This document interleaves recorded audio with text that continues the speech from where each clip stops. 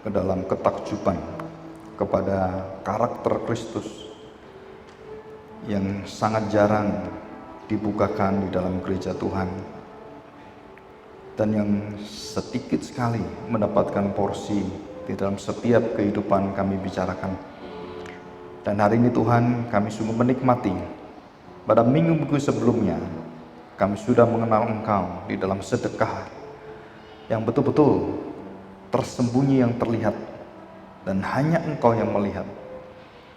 Dan kami diajar berdoa, bukan berada di perempatan jalan membusungkan dada kami, menyatakan kepada siapakah kami dan seberapa kemampuan kami, kehebatan kami, pencapaian kami. Tetapi Tuhan, Engkau melihat hati yang remuk di hadapan-Mu. Engkau mengasihi pemungut-pemungut cukai, pezina-pezina, perampok-perampok, pencuri-pencuri, melebihi daripada orang-orang yang berada pada puncak keagamaan, ahli-ahli Taurat, orang-orang Farisi. Sungguh inilah dunia yang berbeda, dunia yang dijungkir balikkan dengan pengajaran. Dan sekarang Tuhan, kami belajar bagaimanakah kami harus berpuasa. Apa sebenarnya itu puasa? Kami akan belajar, Tuhan pimpin kami, dan apa yang tidak diperbolehkan dalam kami melakukan puasa. Baik sikap kami, motivasi kami, dan juga tujuan kami sampai pada akhirnya pencapaian dari puasa itu sendiri. Terima kasih Bapa. Biarlah roh Tuhan akan memimpin kami dan membuat kami bisa mengerti dan menikmati, menjalani dan menghidupi makna puasa yang sudah akan Kau jelaskan Tuhan. Terima kasih Bapa. Di dalam nama Tuhan Yesus kami serahkan doa kami. Amin. Kita akan membuka Matius pasal 6.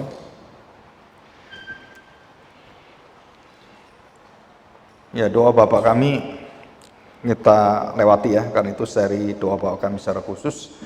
Kita lagi seri tentang pokok-pokok di dalam khotbah di bukit. Jadi khotbah di bukit adalah khotbah yang menggenapi seluruh tuntutan dan ketentuan hukum Taurat.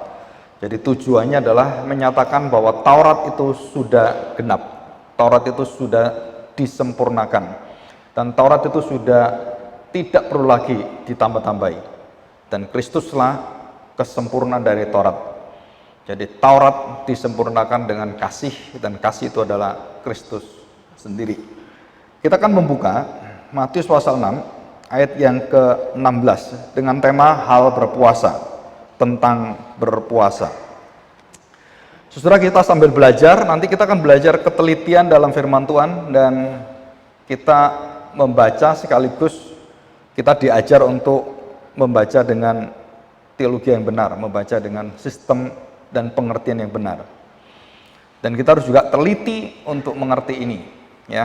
Hanya 3 ayat sebenarnya, sangat singkat, tetapi kita akan teliti dengan baik-baik.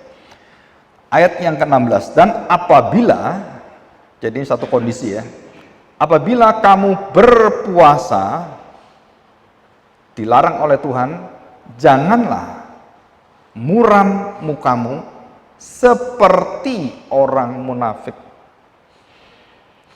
Anak kalimat seperti orang munafik inilah menentukan boleh nggak bermuram atau tidak boleh bermuram. Ya, kita lanjutkan. Mereka mengubah, jadi muram yang natural dengan muram yang diubah menjadi muram yang manual. Mereka mengubah air mukanya, jadi raut wajahnya dan bentuk mukanya, supaya orang melihat bahwa mereka sedang berpuasa, menampakkan puasanya tuh diusahakan supaya orang, ini loh aku ini puasa. Masa kamu nggak tahu aku puasa? Lihat mukaku ini sedih sekali. Jadi memaksa orang untuk melihat dengan mengubah air mukanya. Dan inilah kemunafikan yang sangat dibenci oleh Tuhan. Dan banyak orang berpuasa sangat menjijikkan bagi Tuhan. Dan banyak juga agama-agama berpuasa dengan tujuan yang bukan sebenarnya. Dan termasuk di dalam gereja Tuhan juga. Saya berpuasa untuk apa? Mau cari jodoh. Ya. Saudara, berpuasa bukan cari jodoh. Saya berpuasa untuk apa?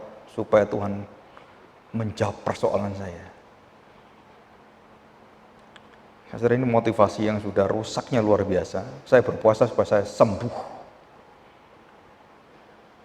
Dan puasa itu jadi alat perdukunan. Sehingga untuk mencapai tujuan saya berpuasa. Saudara, puasa itu kebalik. Itu bukan alat. Puasa itu akan membawa kamu menjadi alat Tuhan. Bukan memperalat puasa menjadi tujuanmu tercapai. Ya. Kita lanjutkan. Aku berkata kepadamu, sesungguhnya mereka sudah mendapat upahnya. Jadi nggak perlu lagi ditanya-tanya, upahnya sudah dikasih, udah diterima. Ya. 17, tetapi, nah saudara, ini adalah satu pengajaran yang berbeda, bertolak belakang dan kontras sekali. Tuhan Yesus mengajarkan puasa, bagaimana berpuasa. Ya, saudara, puasa Tuhan Yesus itu sangat-sangat natural, sangat alamiah, dan tidak dibuat-buat, dan tidak dipamerkan, dan tidak diperan-perankan, dan tidak diparadekan, dan tidak digembar-gemborkan. Kita berpuasa ya, ayo semua puasa ya. Kalau nggak berpuasa, tak kurangi nanti.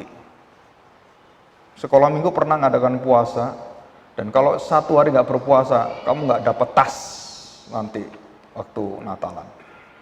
Itu bukan puasa. Saudara, puasa bukan seperti itu. Tetapi puasa banyak diperalat. Aku berkata kepadamu, sesungguhnya mereka sudah mendapat upahnya. Tetapi, ayat 17, apabila engkau berpuasa, minyakilah kepalamu. Sudah, perkataan minyakilah itu mengandung arti tentang perminyakan. Apa itu minyak, dan minyak berasal dari apa? Dari perjanjian lama, dan itu semua punya makna. Menunjukkan arti puasa itu. Dan ada lambangnya. Minyak itu licin, minyak itu cemerlang, minyak itu sangat menyelokan, minyak itu memperlancar.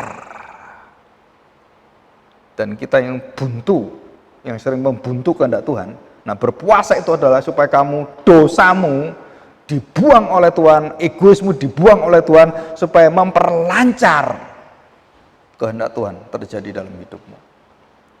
Ya. Dan cucilah mukamu. Kita tahu pencucian kaki, pencucian semua melambangkan pembersihan dan melambangkan pengudusan hidup. 18, supaya jangan dilihat orang. Saudara, semua itu ada dua istilah diterangkan di dalam sedekah, doa atau puasa. Jangan dilihat orang, dan yang kedua adalah tersembunyi. Semua doa agama dipamerkan semua. Tidak ada yang tersembunyi. Semua puasa dipamerkan semua. Dan tidak ada yang tersembunyi. Sedekah apalagi, saudara. Wah, sedekah, saudara. Sedekah seorang janda. Memberi dengan kerendahan hati, dengan ketakutan, dengan malu. Kenapa? 2 peser, saudara. Berjalan dengan pelan-pelan, dengan muka tidak berani memandang ke atas, dan sudah tua lagi, tinggal 2 peser, dan kemudian dimasukkan ke kotak persembahan. Israel punya kotak persembahan itu 13. Di gereja paling banyak itu kotak persembahan 3 kali. Israel itu 13 macam kotak persembahan. Kalau kita dikasih gitu, nggak ada yang mau gereja semua. Berarti 130% Pak gitu kan? Enggak juga seperti itu. Itu punya kepentingan masing-masing sebenarnya, diatur semua.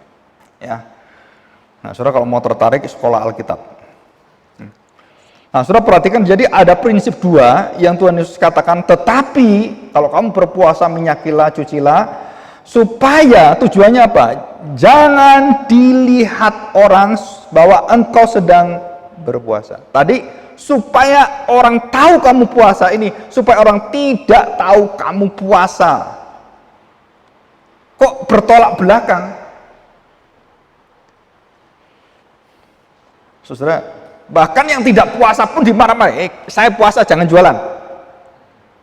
Itu bukan hanya munafik, muntafik, saudara. Bukan hanya munafik itu, muntafik. Dan juga orang yang jualan rombongnya dibantingi semua.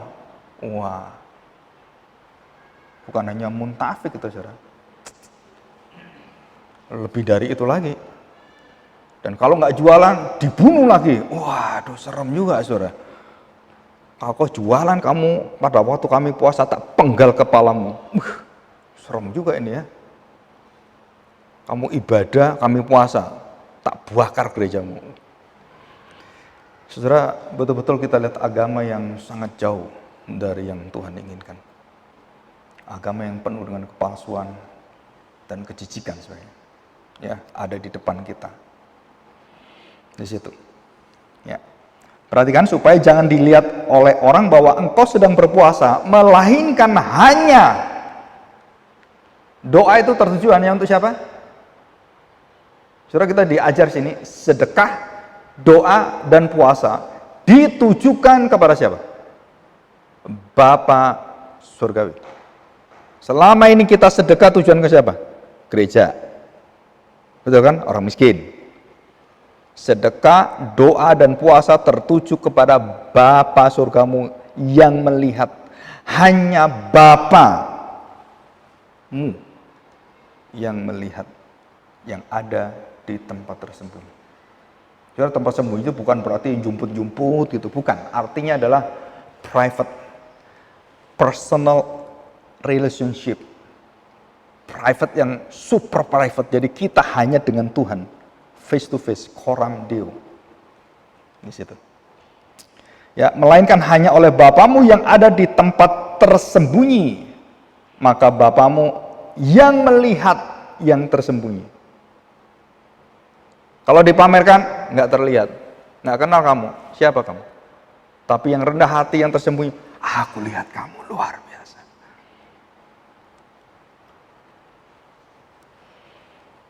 Dan saudara dikatakan aku akan membalasnya kepadamu. Ya, kita lihat ayat 16.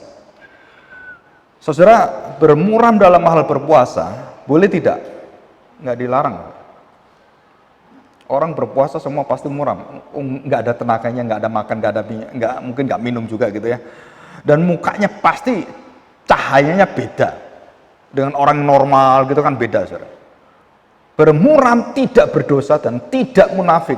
Tapi bermuram mukamu seperti orang munafik. Nah, itu yang dilarang. Jadi bermuram kita, bentuknya bermuramnya dibuat seperti orang munafik. Supaya dilihat orang saya bermuram. Nah, itu yang dosa, saudara. Tapi kalau saya bermuram, natural bermuram karena tidak ada tenaga semuanya. Itu tidak munafik. Jadi kalau nanti saya puasa, Pak Agung kelihatan puasa ya kan, kayak lemes gini. Ya orang puasa ya lemes ya netral, normal. Terus masa saya harus lemes pun kelihatan kayak gak lemes gitu kan? Padahal lapar juga gitu kan, haus juga, wah malah nggak bener di situ. Ya. Jadi dikatakan apa? Seperti orang munafik. Jadi kemunafikan itu termasuk dalam isme. Kemunafikan itu termasuk dalam ajaran isme. Munafik itu. Dan dikatakan di sini mereka mengubah air mukanya. Saudara, berapa banyak kebudayaan timur itu penuh dengan kemunafikan. Saya tadi baru bicara dengan seorang hamba Tuhan. Antara munafik dan jujur itu beda, saudara. Nah, dia menganjurkan begini. Jadi sekarang kamu itu harus bisa membawa air mukamu kepada orang-orang yang tanda petik jangan sampai terjadi kebencian, ketidakenakan. Terus saya beritahu, setiap kebenaran diberitakan, tidak mungkin tidak ada kebencian. Dan tidak ada kebenaran diberitakan diterima oleh orang-orang munafik gitu ya. Nggak bisa. Jadi kita tidak boleh memperalat wajah kita supaya saya bisa diterima, supaya kamu bisa diterima oleh gereja, supaya kamu bisa diterima oleh ya teman-temanmu, kamu diterima oleh lingkunganmu. Maka kamu jangan mengikuti tanda petik yang seharusnya itu yang benar. Kamu harus merubah mukamu supaya orang bisa terima kamu. Jadi kamu akan menjadi orang yang punya nama baik. Saudara, orang tambah tua itu kadang-kadang tambah baik ya. Tapi baiknya jadi baik penuh dengan kemunafikan. Kita disuruh begini, suruh begini. Ini kayaknya bukan ajaran Tuhan deh gitu. Dan saya beritahukan firman Tuhan mengatakan, dunia akan membenci kamu dan sebelum dunia membenci kamu, dia membenci aku dulu. Jika kebenaran dalam hidupmu, dunia pasti benci kamu dan tidak mungkin benci yang gelap. Di situ. Nah, saudara, mereka mengubah air mukanya supaya orang melihat bahwa mereka sedang berpuasa. Apa sih ditekankan? Puasanya atau sedang puasanya? Saya tanya, saudara, kita ini sedang menekankan hakiki kita sebagai orang beragama, orang beriman, atau kita menyatakan kita orang yang tanda petik mencoba untuk disebut orang beriman dengan puasa, doa, dan sedekah. Saudara, tulisan dari John Owen, saudara kalau kenal bukunya John Owen sudah diterjemahkan oleh RI. Ada yang tipis, ada yang tebal, ada yang satu seri yang tebalnya minta ampun sampai belasan seri. Dan juga ada terjemahan yang luar biasa atau tafsiran Alkitabnya. Dia seorang yang sangat Puritan di dalam spiritual. Dan dia berbicara tentang agama. Saudara, dia mengatakan apa? Satu kalimat ini. Saudara, semua agama yang ada, semua cara agama yang ada, itu menjadi agama. Jadi artinya, semua yang tetek bengek itu menjadi esensinya. Dan mereka tidak bisa melihat lagi esensinya apa. Kemarin kita belajar tentang doa. Apa itu doa? Ya, saya jelasin. Kalau saudara pengen tahu jelas lebih panjang, lihat di YouTube itu ya, yang minggu lalu. Apa itu doa? Saudara, doa itu adalah sering dijelaskan dengan tujuan doa, bagaimana berdoa, dan itu doa. Bukan, saudara.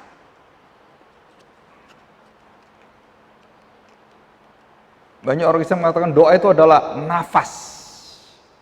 Doa itu nafas.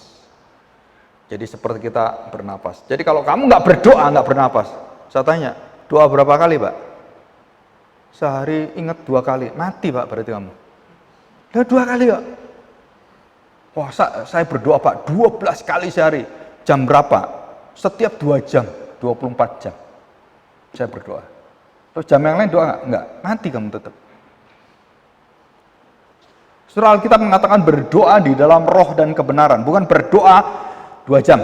Berdoa 1 jam. Dan kita mengubah doa itu dengan frekuensinya, doa itu dengan isinya, doa dengan caranya. Itu bukan doa, itu adalah cara doa, tujuan doa. Doa itu apa? Nggak tahu kita. What is prayer? Seluruh ahli teolog nggak ada yang bisa jelaskan what is prayer. Sudah cari buku-buku teologi semua. What is prayer? Nggak ada yang berani menjelaskan definisi prayer. Tambah dijelaskan pasti salah. Tetapi rabi-rabi Yahudi memberikan deskripsi yang sangat dalam sekali. Apa itu masih ingat? Unevolving. Artinya apa? Satu perkembangan menikmati hubungan hadirat dengan Tuhan. Dan itu terjadi tidak terpisah dalam perjanjian Tuhan. Dan kita lupa, kita tidak berdoa. Tuhan terikat dengan dia, dengan kita. Dan ikatan relasi itu adalah menunjukkan, itulah esensi doa.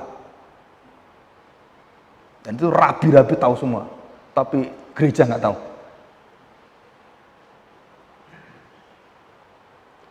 Kita lihat doa di gereja, waktu persekutuan doa. Gitu.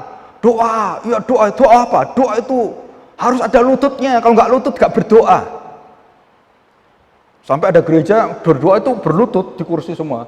Kalau nggak berlutut, dimarahi kita. Pendeta, doa, duduk, nggak boleh berlutut.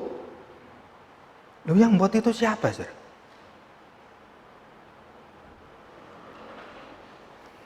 Dan kita mengubah semua menjadi keagamaan. Alkitab mengatakan berdoa dalam roh. Saya tanya, berdoa dalam roh. Gimana berdoa dalam roh? Di mana rohmu? Nggak tahu saya. Kalau rohmu nggak tahu kamu doa dalam roh, gimana doa dalam roh? Saya tanya, rohmu udah di mana? Ini? Di sini? Di sini? Di sini? Di mana roh kita? Anak saya waktu meninggal, dokter yang meriksa bagian itu mengatakan, rohnya sudah tidak ada, jiwanya masih di sini, tubuhnya di sini. Itu kan? Dia menganut pengertian trikotomi. Jadi jiwanya masih di sini, maka dia bisa mendengar. Rohnya udah dengan Tuhan. Saudara, Alkitab tidak pernah mengatakan jiwa dan roh dipisah. Tubuh dan jiwa, roh. Nggak ada pemisahan di dalam bahasa sini. Nggak ada dannya. Alkitab menjelaskan dengan sejelas-jelasnya manusia hanya dua unsur. Tubuh, jiwa, dan roh. Nggak ada dannya. Bahasa asli nggak ada. Terus kita tambah dan. Yang nambah itu orang-orang psikolog. Alkitab tidak menambahkan itu. Jadi kalau ada pengertian tubuh jiwa rohnya pisah, itu pasti salah. Kenapa salah? Karena jiwa dan tubuh itu bisa berpisah, jiwa roh nggak bisa pisah. Jadi kalau saya mati, tubuh saya di sini, roh jiwa saya bersama dengan Tuhan. Tubuh ini akan dibangkitkan Tuhan. Nah itu kata Alkitab. Ya, di situ. Nah saya tanya, kalau saya berdoa dalam roh dan dalam kebenaran, saya tanya, tubuhnya doa nggak? Tuhan tidak mengatakan berdoalah dengan tubuhmu. Ada? Berdoa dalam rohmu. Jadi yang dipentingkan Tuhan bukan pola tubuhmu, jongkok, gini, atau ada nggak orang berdoa? Serem berdoa kayak setan.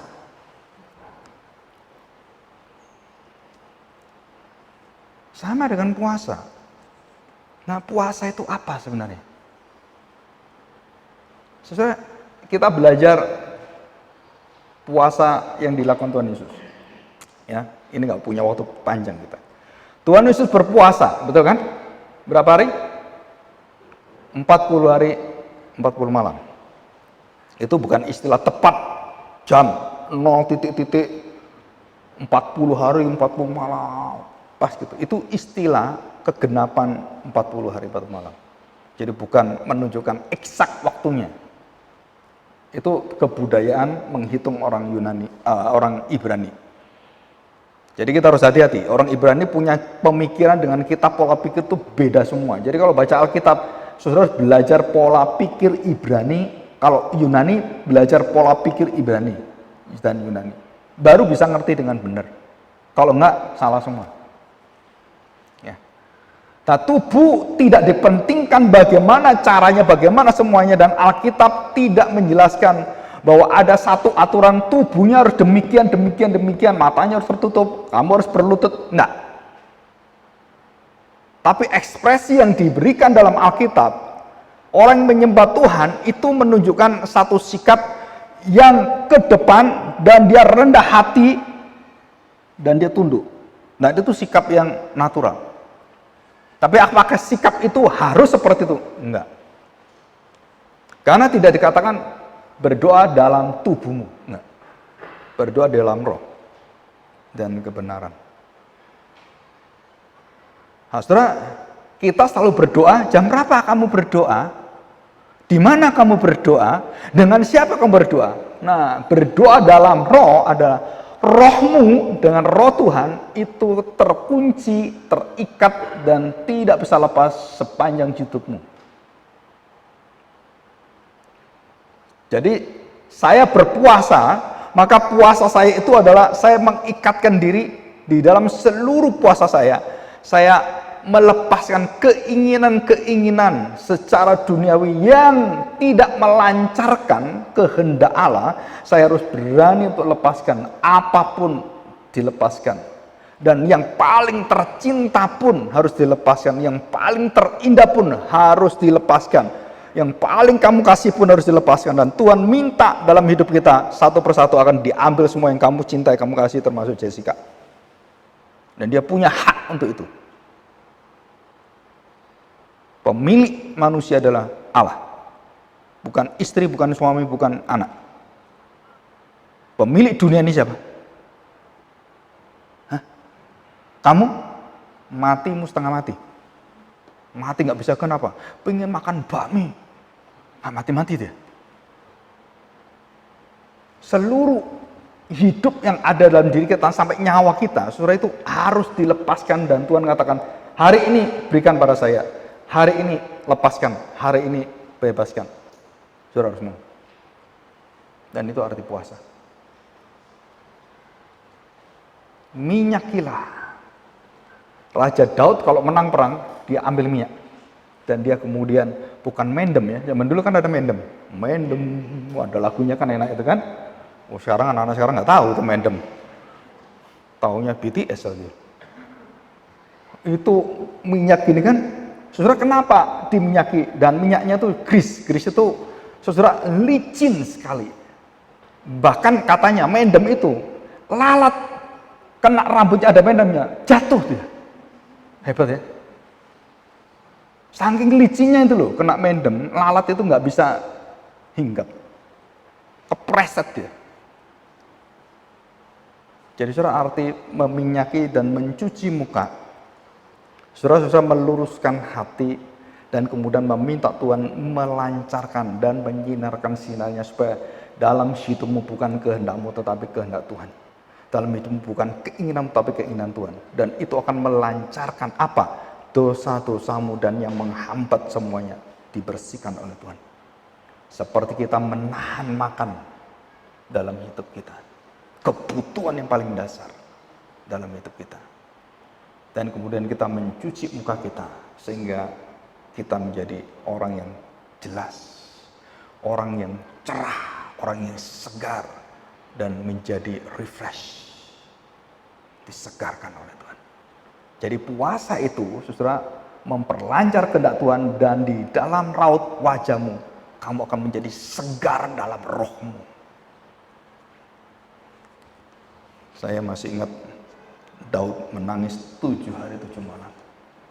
Dan seumur hidup saya tidak menemukan seorang raja yang pernah menangis 7 hari 7 malam.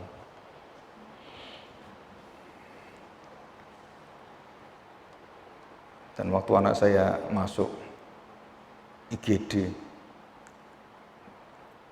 saya berkata pada Tuhan, saya mau puasa. Saya ingin dilancarkan Tuhan, saya ingin disegarkan Tuhan. Dan saya tidak makan untuk hal itu. Sampai akhirnya diputuskan dan mati anak saya. Inilah kehendak Tuhan yang melancarkan jalan hidup saya dan keluarga saya. Walaupun pahit, dan itulah kehendak Tuhan. Dan di situ kita akan disegarkan dengan Tuhan. Bukan berarti kita, kok tega kamu tinggal anak. Bukan. Kalau kamu ngomong tega, yang tega Tuhan daripada saya. Yang cabut Tuhan kok kamu marahin saya. Yang ambil Tuhan, kamu jangan salah-salahin saya. Wah ini dokternya salah, oh ini alat salah, ini nggak ada yang salah. Kalau mau salah itu salahin Tuhan. Orang bisa cabut nyawa itu hanya Tuhan. Daulat Tuhan. Kamu mau melawan nggak melawan, kalau udah waktunya cabut, saudara nggak ada yang bisa melawan. Dan tidak ada orang, bahkan setan pun nggak bisa cabut nyawa manusia. Dan hanya Tuhan. Dan disitulah dikatakan, kamu akan diubahkan, kamu akan dicemerlangkan, dan kamu akan lancar semuanya.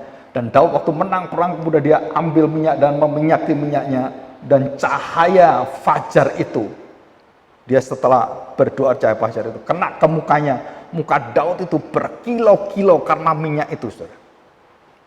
Ya. 7 hari, 7 malam Daud tidak berminyak. Dia bisa memenangkan peperangan dengan Goliat, dia bisa menang, dia melawan, bisa menang semuanya. Dan waktu anaknya hasil perzinahan, diambil Tuhan. Dia melawan Tuhan, dia berperang dengan Tuhan. Dan dia berpuasa. Dia ingin anaknya tidak mati. Tapi dia rendah hati, dia merendahkan, dia menangis, dia memohon, dia dengan kerendahan hati. Dia mengatakan, aku yang salah, bukan anak itu, aku yang salah. Dia terus mengatakan hal ini, saudara. Aku yang berdosa, jangan kamu ambil anak ini. Kan itu anak haram. Hasil perzinahan anak haram. Yang haram bapaknya atau anaknya? Anak itu selalu kudus suci di hadapan Tuhan. Tidak bisa membedakan kiri dan kanan. Walaupun hasil perzinahan dosa, anak yang lahir itu sudah di dalam kebersihan Tuhan. Jadi tidak bisa membedakan ini. Jadi anak tidak berbuat dosa, dia kena dosa asal betul, tapi perbuatan dosanya tidak ada. Jadi kalau dia tidak berbuat dosa, dia ada dampak kena dosa asal, dan dosa asal ditebus oleh Kristus. Maka semua anak yang tidak berbuat dosa, yang tidak mengenal kiri kanan dan belum mengetahui apapun, saudara, di dalam Alkitab dan melalui Tuhan mengatakan pada Yunus, diselamatkan.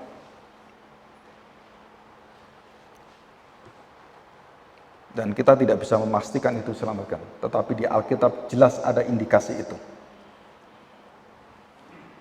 Ya. Nah, saudara, ini adalah satu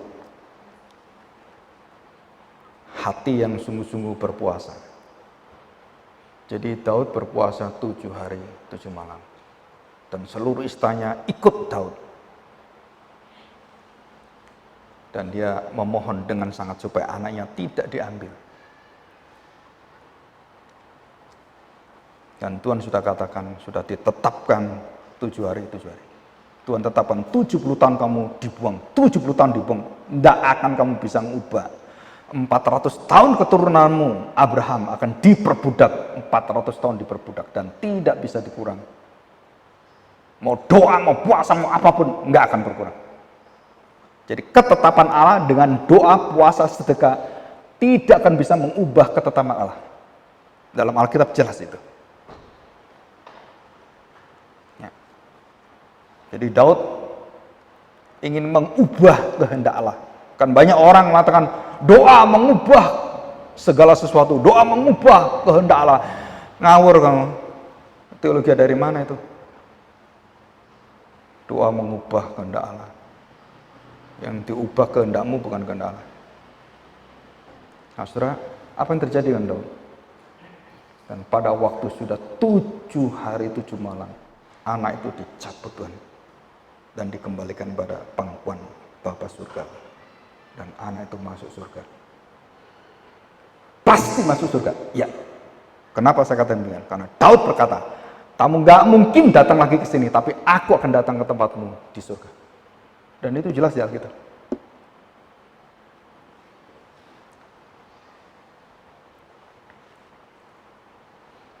Jadi semua orang di dalam Tuhan akan bertemu semua dan tidak pernah terpisahkan. Kita sementara terpisah di dunia ini. Saya dengan papa saya terpisah berapa puluh tahun yang lalu. Sekarang berpisah dengan anak saya. Nanti waktunya kita nggak berpisah selama-lamanya. Betapa indahnya pengharapannya. Betapa kudusnya dan betapa tak terbayangkannya keindahan yang luar biasa ini. Jadi di dalam Tesalonika dikatakan, jangan kamu berputus asa seperti dunia.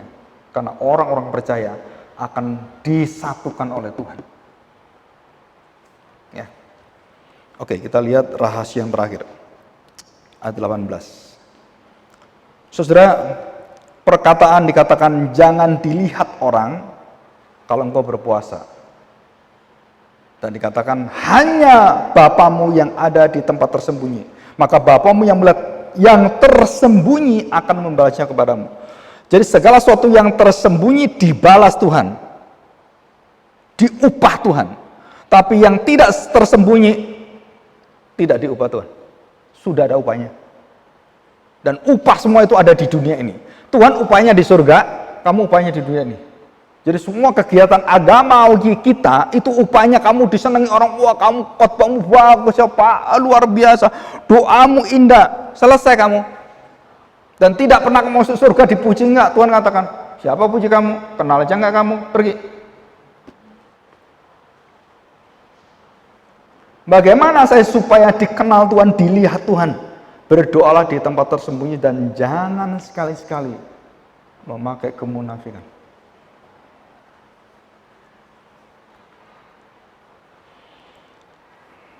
Kemarin saya diberi tahu istri saya, Jessica dari kecil itu ada sesuatu yang unik sebenarnya. Sampai Pak Kaleptong itu tahu, saudara.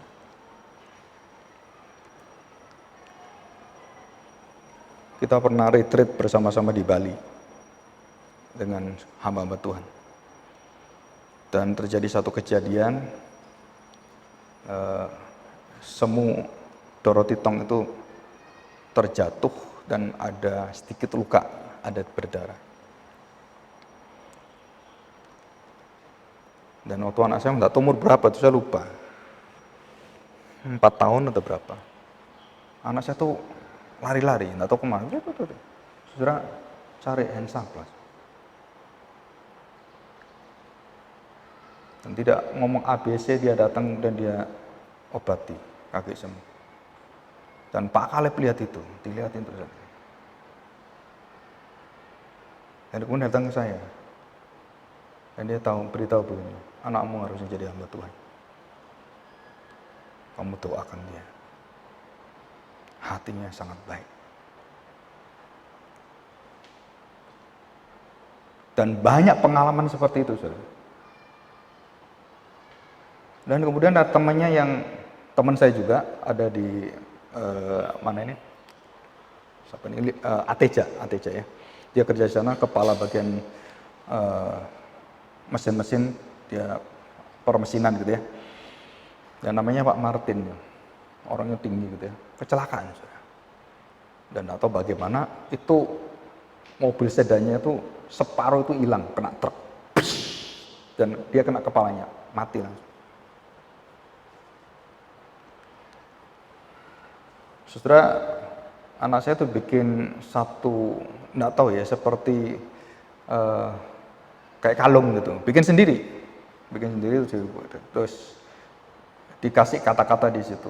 Nah, kata-katanya saya nggak tahu apa. Sampai sekarang yang punya tuh mamanya si George, anaknya Pak Martin.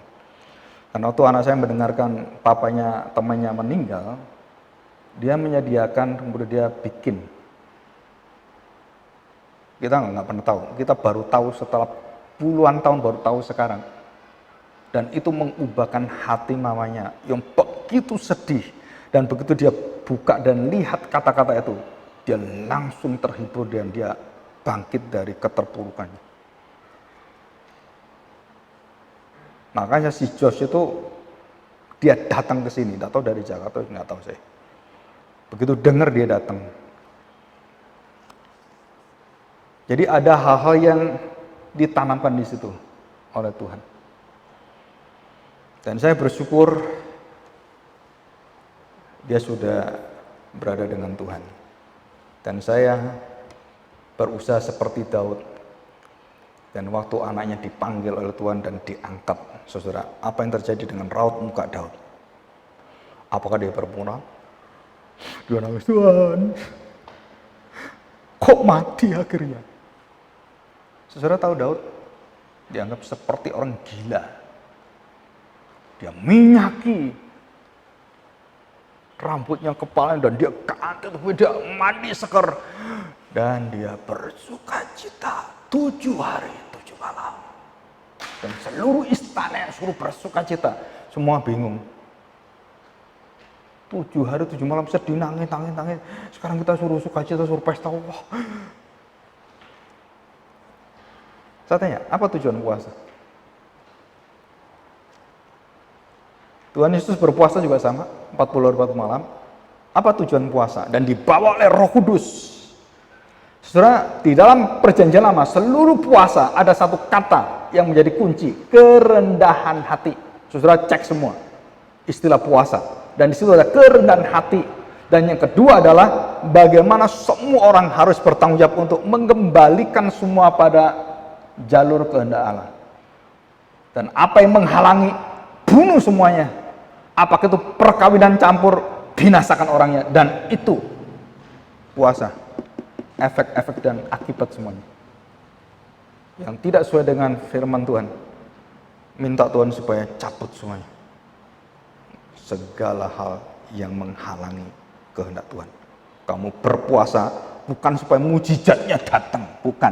Supaya kamu dilancarkan melihat Tuhan dan kehendak Tuhan dinyatakan. Jadi waktu murid-murid ditanya kepada orang-orang, kenapa muridmu gak bisa melakukan ini? Tuhan katakan, hanya doa dan puasa. Itu bukan berarti dengan doa puasa orang kemudian mujizatnya wah hebat. Bukan, saudara. Karena murid-murid tidak melancarkan kehendak Allah dan tidak membuka mukanya dengan kesegaran rohani, dengan kejujuran. Dan mereka merasa sombong sekali. Mereka kemudian sembuhkan. Gak sembuh, mati aku. Saya ini murid Tuhan gak ya? Dan itulah makna. Baru kita tangkap itu. Dan kita berharap bahwa kita akan berdoa, berpuasa, bersedekah di tempat yang tersembunyi dilihat Bapa dan dikatakan hanya oleh Bapa surgawi. Dan kita akan mendapat upahnya. Apa upahnya? Saudara, saya tanya, apa upahnya? Kemuliaan Allah yang memancar luar biasa dalam hidup kita. Ya, mari kita berdoa.